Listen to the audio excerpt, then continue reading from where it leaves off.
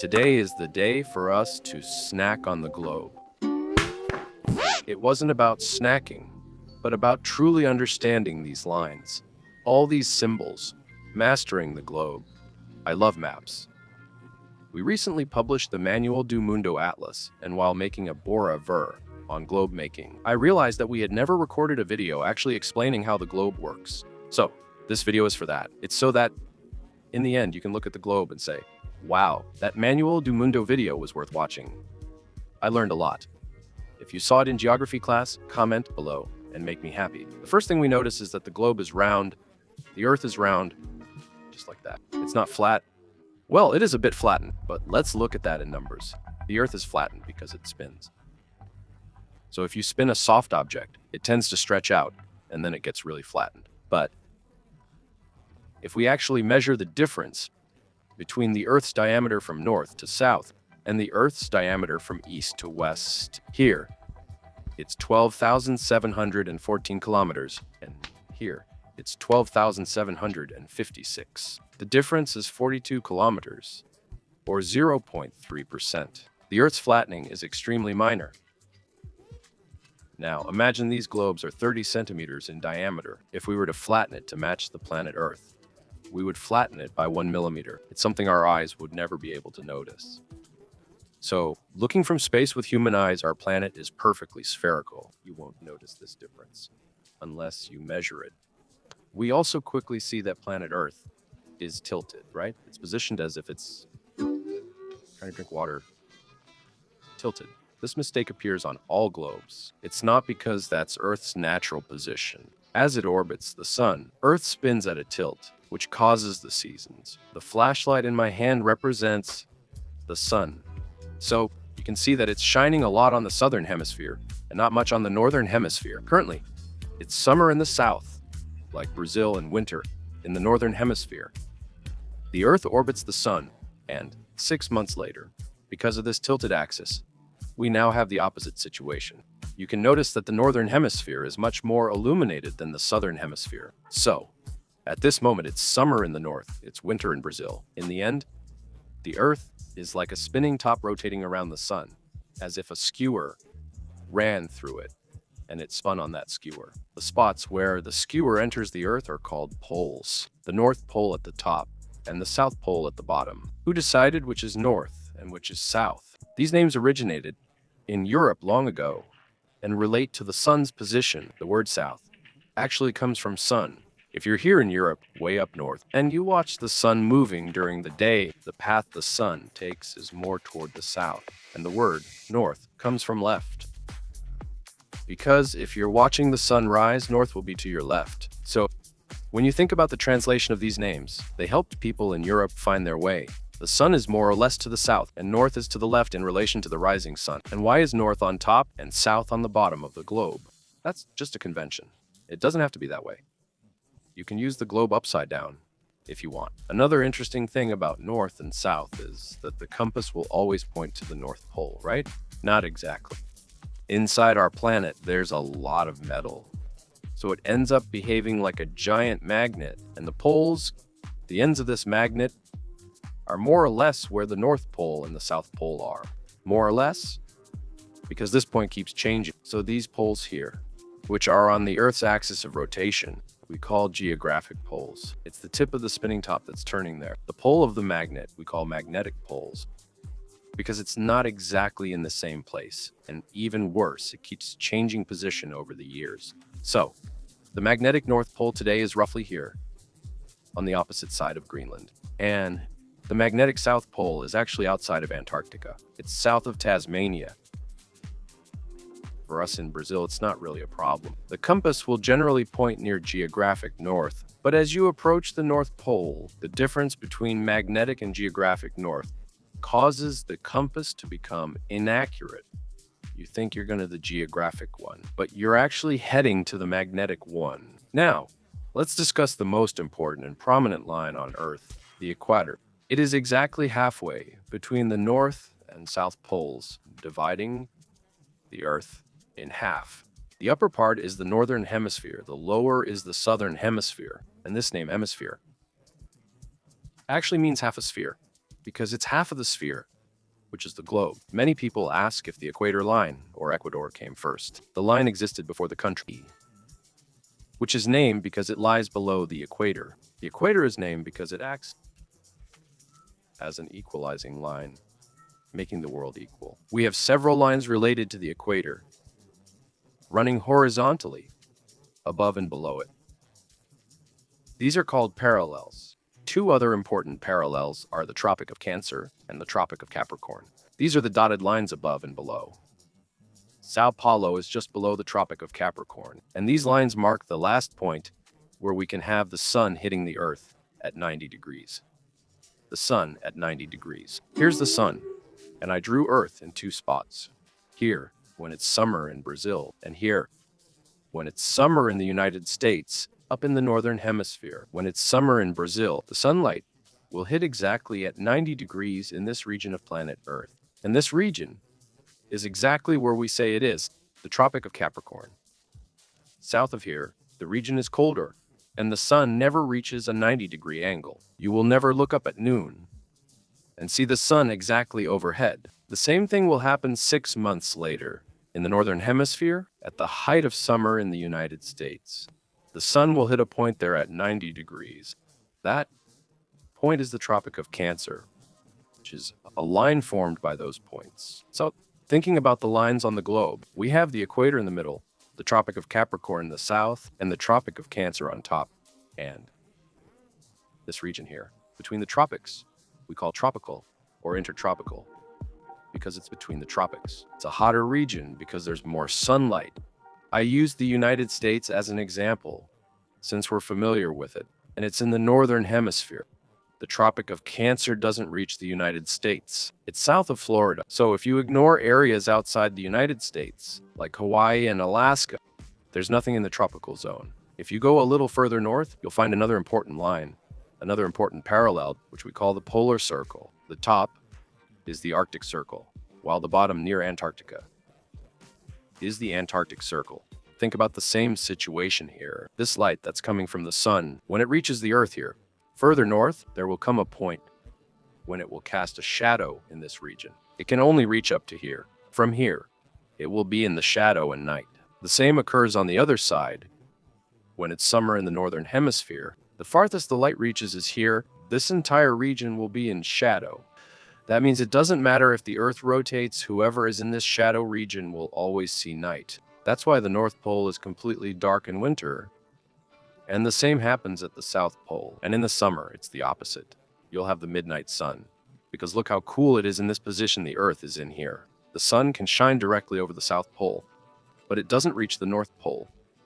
All of this is what defines the polar circle. So, that's where you'll have the midnight sun. And that's where you'll have that endless night during the winter. One more question. If this is the Arctic Circle and the other the Antarctic Circle, where do the names Arctic and Antarctic come from? Arctic, which is the northern region, comes from bear, and no, it's not because of the polar bear. It's because of the constellation Ursa Major, which is more in this region. And then Antarctic is the Arctic.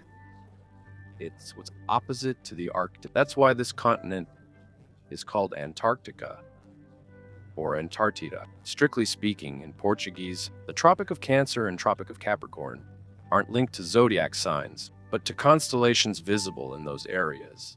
I'm going to take this opportunity to make a quick pause here in the video, just because if I had watched this video myself about 5 years ago, I wouldn't have known almost anything about what I'm explaining now. So, if you learned anything new in this video, don't forget to give it a thumbs up, please. Looking at the globe, you'll notice that there are several other horizontal lines.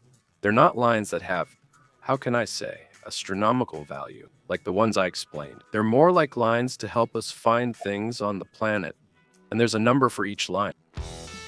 Assigning numbers to these lines is simple and uses a protractor. So, let's imagine that the equator is 0 degrees, okay? 0 degrees here on the protractor. So, I put the protractor on top of planet Earth, and I know that the equator is the 0 parallel. Now, this line here, you can see that it hits 40 degrees, see? So, this one is the 40 parallel. This other line hits 20. So this one is the 20 parallel. Then, maybe you'll ask me, that's fine for the northern hemisphere, but what about the southern hemisphere? Is it -20, -40? In some places, yes, but it's cooler if you say that this one is 40 north, and this one is 40 south, and this one is 20 south.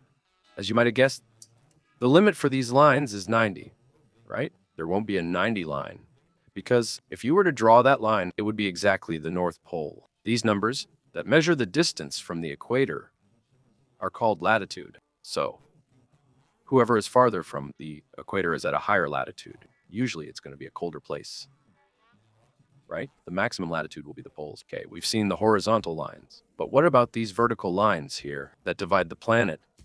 Kind of like the segments of a tangerine. We call these lines meridians. They always go from the North Pole to the South Pole. At the time when these lines were defined, England was kind of dominating the world. Not just dominating militarily, but also leading in science, doing a lot of research. So the most important meridian of all, which we use as a reference, D, passes right over an observatory that's next to London, the Greenwich Observatory. That's why it's called the Greenwich Meridian. In most world maps you look at, like this map here, you'll see that the Greenwich Meridian is right in the center of the map. How we number these lines relates to what we discussed earlier. But this time we're going to look at planet Earth from above. So imagine that this here is the Greenwich Meridian and it's 0. If we have one opposite to it, which we call the anti-meridian, this other one here, it's going to be 180. On both sides, the lines will follow the numbers we have here. So here we have the 30-degree meridian, here, the 60-degree meridian, the 90-degree, the 120, the 150, and so on. And here, once again, we repeat that mirroring. Okay, instead of continuing here with 210 and so on, I do the same thing. On this side, I also put 30. This drawing shows our planet split into 2 equal parts. On the globe, this division is right here. Okay? What is here to the right of the Greenwich Meridian we call the west? And what is to the left we call the east? You could also say east and west. This meridian that passes almost right over Rio de Janeiro here is the 45. Look, there's an O in front, 45 west. On the other side, we also have a 45, which passes over Iraq, Saudi Arabia, which is 45 east. You may ask, I get the logic of the numbers. But what are these meridians for? First, they define time and time zones. The Earth completes a full rotation in 24 hours. So, if we divide this into 24 equal parts, you'll notice every 15 degrees is a new time zone. Let's look at the globe. One important thing about the planet that I forgot to mention is that it rotates in this direction, okay? So the sun first passes over Europe, then over Brazil, then over the United States, then over the Pacific, and so on. So let's imagine that it's noon right now over the Greenwich Meridian, and the Earth is rotating. In an hour, it will be noon at the 15 degrees west meridian. In another hour, it will be noon over the 30 degrees meridian. In another hour, we keep adding 15, it will be 45. In another hour, 60, and so on. So from these lines, we can tell the time in each place worldwide. Of course, because of the division between countries, the time zones don't pass exactly under these lines. There's an arrangement there to include a border inwards, a border outwards. If you look at Brazil's time zones, for example, they shift a bit to match the borders of the states. These lines also serve another key purpose, helping us find things in the world. If we see the horizontal lines as parallels and the vertical ones as meridians, each with numbers, we can give any locations, address, on Earth with just 2 numbers. If I say, for example, that a city is at 30 degrees north and 90 degrees west. But first, just understand,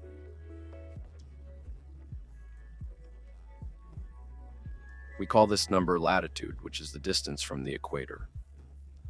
And this one here, which I haven't mentioned yet, its name is longitude, which is the distance from the Greenwich Meridian. 30 degrees north, I know that's up, so it's on the 30 line up here. 90 degrees west means it's to the left of the Greenwich Meridian. So 90 degrees west, it's exactly New Orleans, United States.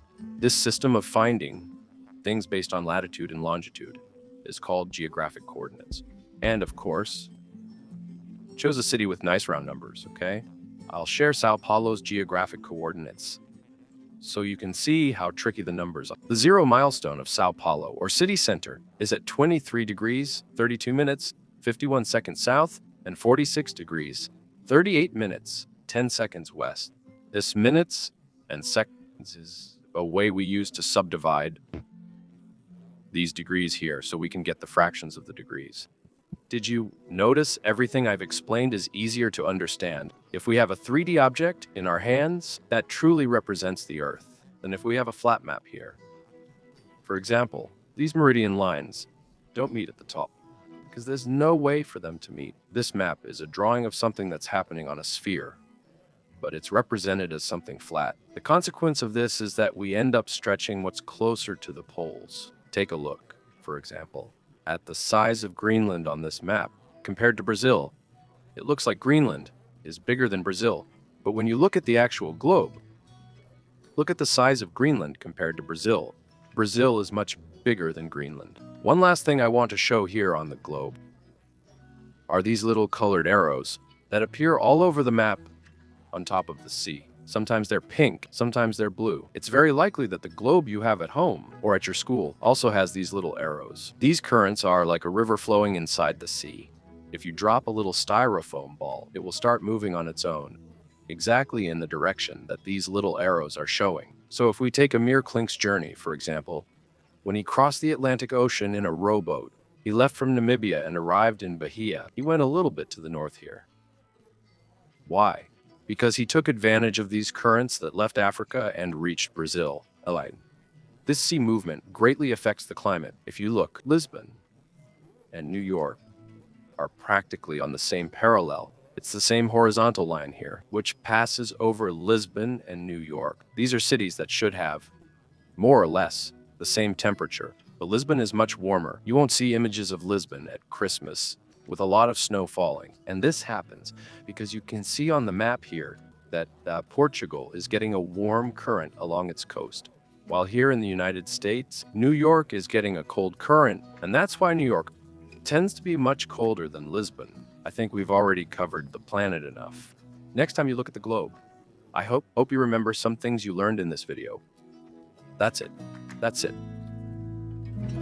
I'll recommend a video where I discuss a new map recently released by Instituto Brasileiro de Geografia e Estatística, where Brazil is exactly in the center. Does that make sense?